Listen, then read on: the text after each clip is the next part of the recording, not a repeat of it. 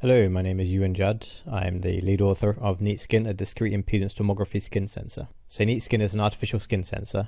We use it to infer the location of touch. We employ impedance tomography and machine learning for accuracy. So some of the challenges of sensors in soft robotics are: how do you measure the body dynamics of something that has a high number of degrees of freedom, and also measure external stimuli, but without increasing the output dimensionality too much, the output dimensionality of the sensors. And you also don't want to reduce the compliance, you don't want to constrain the complex motion, and you want a sensor that's functional under large strains.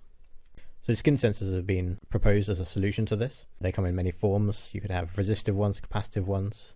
They could use magnetic flux or light intensity. Capacitive sensors have been shown to have high resolution, but they can have high output dimensionality and multiple layers. Impedance tomography has been proposed as it potentially allows you to reduce the number of outputs.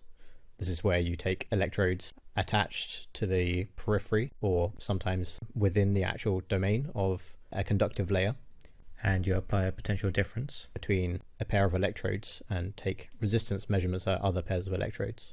This has been used for skin sensors before, where the skin sensors are often a conductive fabric, although it has been used for conductive fluid as well, and even a network of conductive fluidic channels. Here the idea was to use a network of conductive fluidic channels.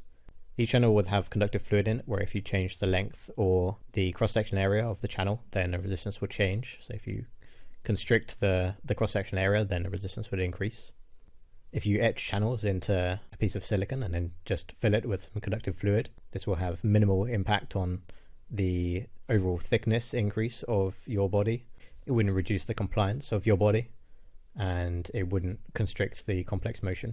Using machine learning here would also help us reduce the output dimensionality and potentially improve the accuracy. So the first thing that we did was make a very simple simulation where each of the channel segments was modeled as a resistor. Then we can simulate pressing onto the channel by simply increasing the value of that resistor. So this is a very quick way to help us design a network, choose the number of electrodes we need, and the network layout. We used Python's Zakarb circuit simulator for this, and 8 electrodes were chosen, which means that then you had 28 signals, where a signal is the resistance between 2 electrodes. So we changed the resistance of each of the 12 network segments. For each of those segments, 28 signals were calculated, and the signal that was the highest, i.e. the maximum of those 28 for that one position, was plotted here as a black dot.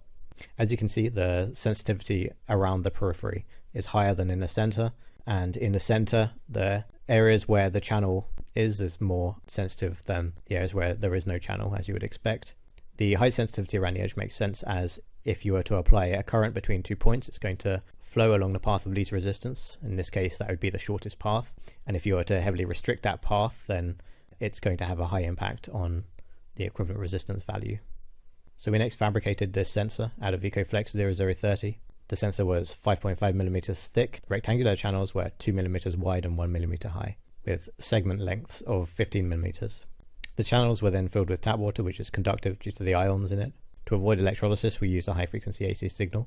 A 3D printer was modified so that there was an indenter which replaced the nozzle. The indenter was a cylinder of 5.5 millimeters. It had a force sensor on it, so we could automate the process of labeling each position. We used a 3D printer so each of the measurements could be repeated accurately. If you look at the sensitivity for the fabricated sensor, you can see a similar pattern to what we saw in the simulated one, where you have a high sensitivity around the periphery and also on the channels that cross the center of the sensor, and then low sensitivity in the quadrants between the channels. The spikes there are probably due to the indenter actually constricting the channel that goes off towards the electrode, so that would significantly increase the resistance between that electrode and all the other electrodes. In order to make predictions, we used a neural network. One layer has been shown to approximate any continuous function to reasonable accuracy with less risk of overtraining. So that's all we used here, with 5 neurons. For the neural network, there were 28 inputs, which are the 28 signals, and 2 outputs, which are the X and Y of the indenter.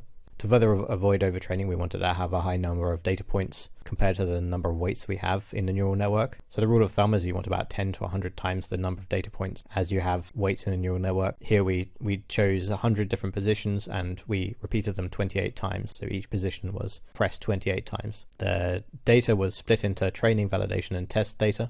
So the test data was just separated from the rest of the data, and then with the rest of the data, validation sets were randomly selected 10 times, and then you had 10 different models trained with each of the 10 sets of training data. The 10 models were tested on a validation set, and the model that had the lowest mean squared error was selected.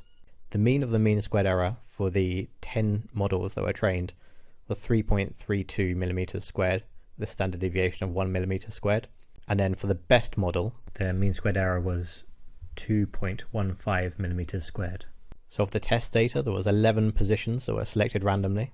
For each position, we selected 6 predictions for that position. So as a way to define whether the prediction is accurate or not accurate, we say it's accurate if the prediction is inside the radius of the probe, which is 2.75 millimeters from the center, and it's incorrect if it's outside that radius. So for all the test positions, you have 11 positions and then 6 data points for each of those. So 54 out of the 66 were correct, which is 82%. And if you do the mean of those 6, and then you compare the mean for all the 11, then 10 out of the 11 were correct, or 91%.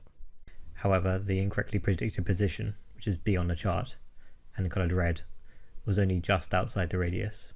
So to conclude, this sensor would be low cost and easy to fabricate on an existing body.